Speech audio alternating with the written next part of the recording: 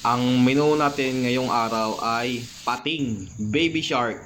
At ito naman yung mga isasahog natin, sigarilyas, sibuyas na pula, tsaka puti, luya medyo marami para walang lansa, tsaka itong siling armoranas, tsaka siling kulay green. Ito leeks, isang buo. At saka ito yung pating. Bali, 1 kilo lang yung binili ko na yan. Gagayatin ko na yung mga gagamitin ko dito sa paggigisa. Tenen, luya at sibuyas na puti at pula. Ito, leeks at saka bawang. At saka ito, 6 na pirasong siling green. Itong pating na to, hindi namin to nahuli. Nakita ko lang to sa palengke. Sa kagustuhan ko matikman, bumili ako. Ayan, at nahiwa na rin natin yung ating pating.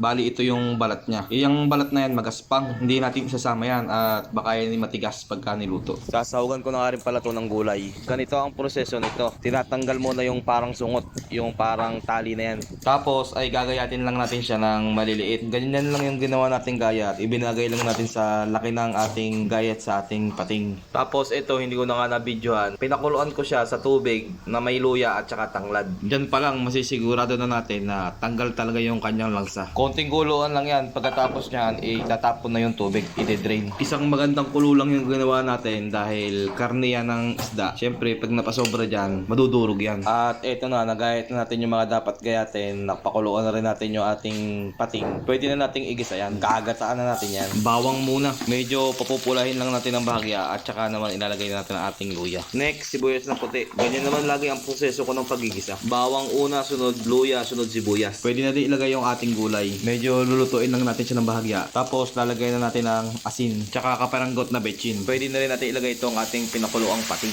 Baliktad na ngayon, yung pating na kumakain ng tao, kakainin na siya ng tao ngayon. Lalagyan ko na rin ng maraming paminta. Isunod na rin natin tong ating gata. Purong-puro yung ating gata na yan. Tag 35 lang sa palengke yan. Isunod na rin natin tong ating sili. Ginataan kaya maraming sili. Iyan ang Bulacan Express na tinatawag. Makakalimutan pa nga, ilagay na natin tong ating leeks. Pa isang takluban na lang yan at maluluto na. Relax lang muna kayo dyan.